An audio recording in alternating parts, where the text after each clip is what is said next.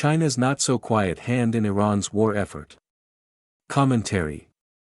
As the conflict between Iran, Israel, and the United States deepens, a more complex and consequential dynamic is emerging that points to the quiet but increasingly consequential role of China.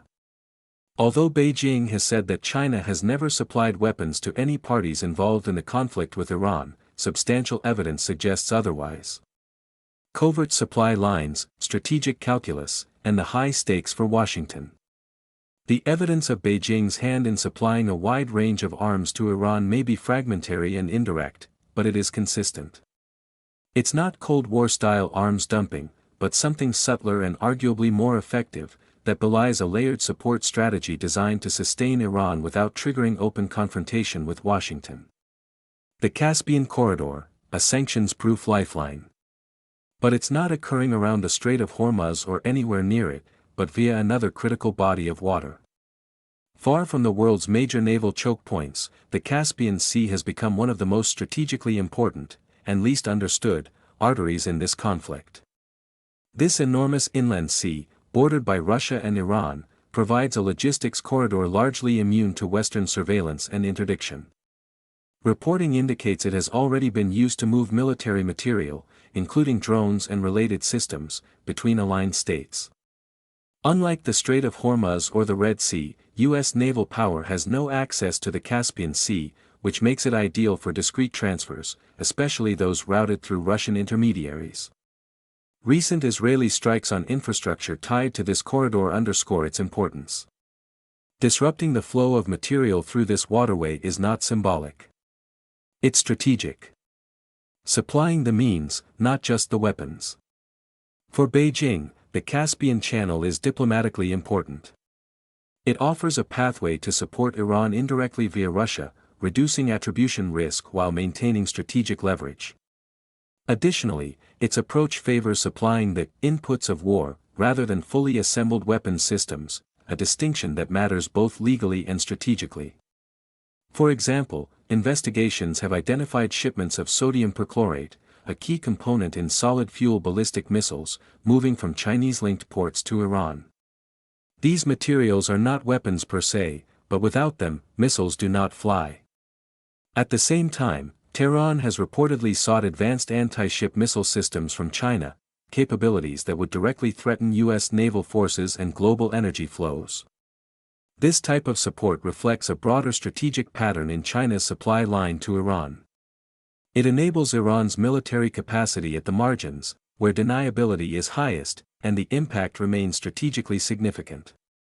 The Shadow Network, Iraq, Pakistan, and the Belt and Road.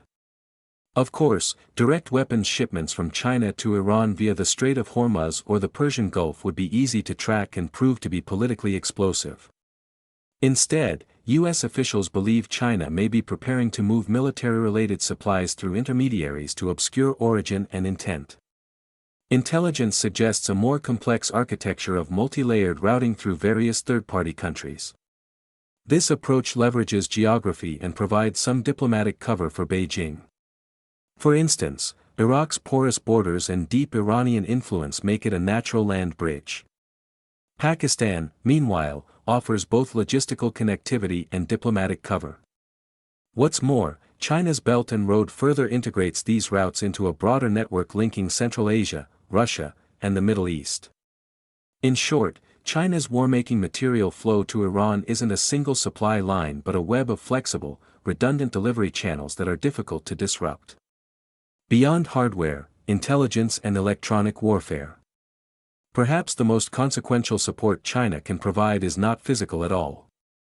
Reports indicate Beijing is supplying satellite intelligence, navigation support via its highly accurate Beidou navigation system, and electronic warfare capabilities to Iran. This kind of support transforms how a war is fought. It enhances targeting accuracy and improves coordination. It allows a weaker military to punch above its weight, not by matching its adversary, but by exploiting gaps. In modern conflict, information dominance is often more decisive than firepower. China appears to understand this well. Iran's strategy, not victory, but duration. Iran is unlikely to defeat either Israel or the United States outright. It is simply militarily outclassed. Its strategy is therefore asymmetric and political. The objective is to prolong the conflict, raise its cost, and expand its scope. The longer the war lasts, the more leverage Tehran gains, not on the battlefield, but in the global system. What's more, Iran has already demonstrated its ability to strike regional targets and disrupt energy flows, raising global economic stakes in the process. Chinese support in missile inputs and intelligence, among other areas, makes this strategy more sustainable. Trade and tension, Washington's China dilemma. For the United States, the implications extend well beyond the Middle East. Washington has warned Beijing that supplying weapons to Iran would carry serious consequences, including potential tariffs and economic retaliation. China's geopolitical calculus is complicated. On the one hand, it relies heavily on Iranian oil, while Iran relies on China's oil purchases, which comprise about 90% of its exported oil sales. On the other hand, Beijing maintains far larger trade relationships with Gulf Arab states than with Iran, and depends also on stable energy flows from the region outside Iran. The Chinese regime is performing a balancing act wherein it supports Iran enough to advance strategic interests, but not so much as to trigger a rupture with the United States or destabilize the broader region. Beijing's strategy is therefore one of continued ambiguity and public neutrality while providing quiet, targeted support. The political clock, war and the U.S. midterm elections. Time is not a neutral factor in this conflict, but a weapon. Both Tehran and Beijing know that a prolonged war would have direct consequences for the United States. The disruption and uncertainty in the Strait of Hormuz have already caused gas prices to spike in the United States and have contributed to rising inflation, putting additional strain on American consumers' finances. Then there's the war fatigue factor. Some polls suggest that a growing number, though still a minority, of President Donald Trump's political base is against the war, and the longer it goes on, the more Trump's political support could erode. As midterm elections approach, these pressures could become politically decisive. From Tehran's perspective, the goal is not simply to outlast the Trump administration's political ability to wage the war. From Beijing's perspective, a prolonged conflict that strains U.S. resources and attention may serve Communist China's broader strategic objectives, which include increasing its dominance in the Western Pacific.